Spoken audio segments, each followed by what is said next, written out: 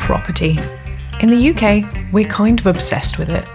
And it starts to make sense when you look at the trend of property prices over time. So whether you're thinking of suburban semis or London skyscrapers, building wealth through property is something a lot of people aspire to.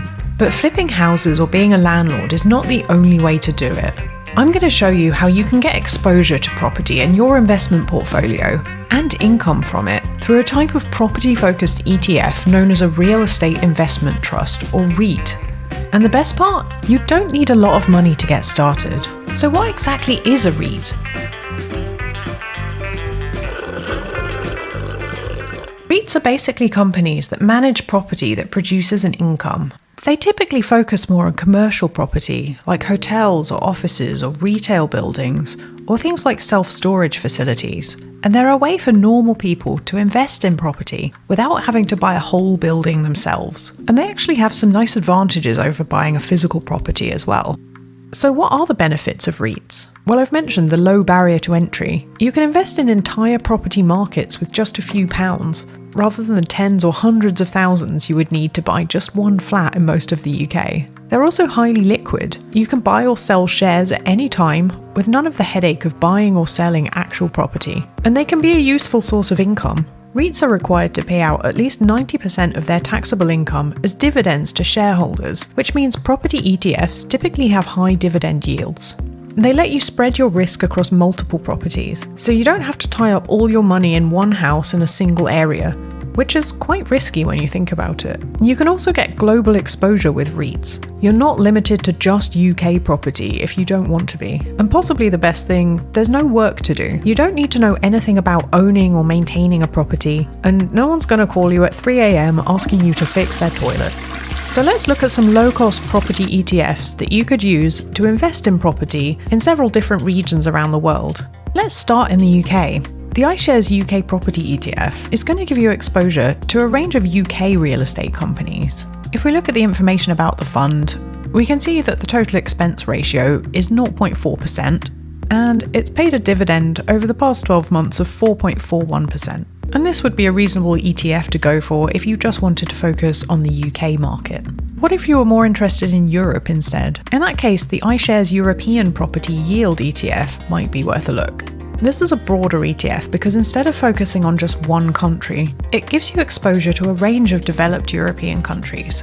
But here, the UK is not included. It costs the same at 0.4%, and has paid a slightly lower dividend of 3.5%. And because this is a broader regional ETF, let's check where you would actually be investing here.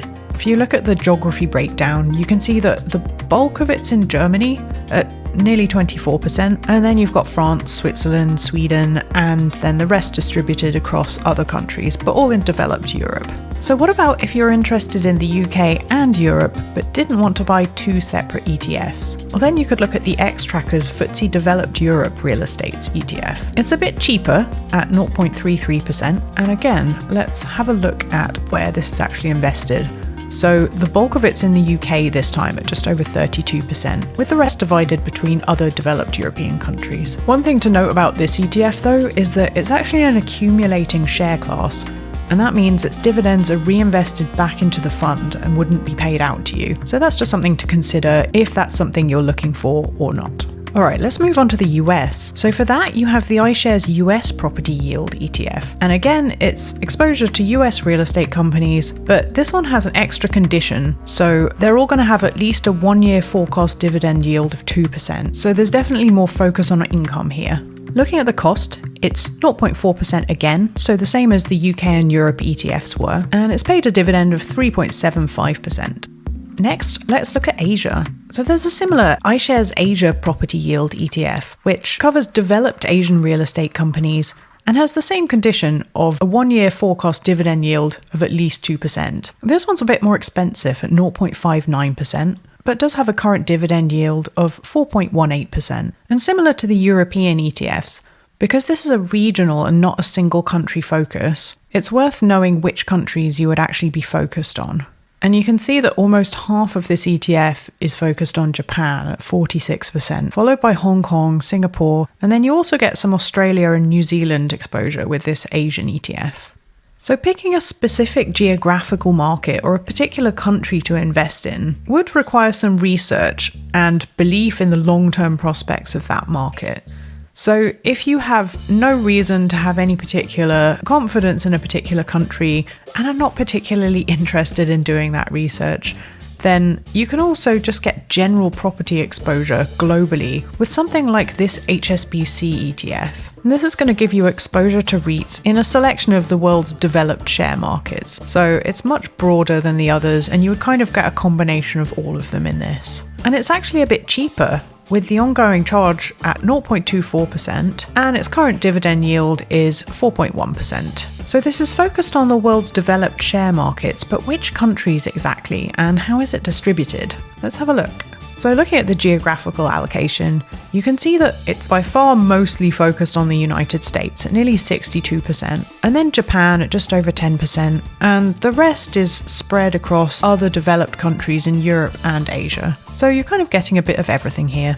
And just to quickly address the elephant in the room, 2022, which is the last full year we have data for, was not a good year for REITs anywhere. And there are a couple of things that could be influencing that. So firstly, we've had rising interest rates, and that tends to decrease the value of property, and at the same time increase borrowing costs for REITs. Some of the worst losses in commercial real estate have been in the office sector, and this is likely due to the rise of remote work after the COVID pandemic. So things may take a year or two to settle down in the REIT world, but as with most investments, you don't invest in something based on just the previous year's performance, but rather what it represents on a fundamental level. And we're always going to need property in some sense, right? And the other thing to remember is that REITs should only be considered as part of a long-term strategy, because as we can see, just from looking at the previous few years in the UK, they can be quite volatile from year to year. You also don't want to have REITs be the only thing you invest in, but they can be part of an otherwise well-diversified portfolio, including stocks and perhaps bonds and definitely some cash as well. And building a diversified portfolio is actually not as hard as it sounds. In fact, you can just start with one global index fund, which will take care of most of it for you. I show you exactly how you can do that in this video on single fund portfolios.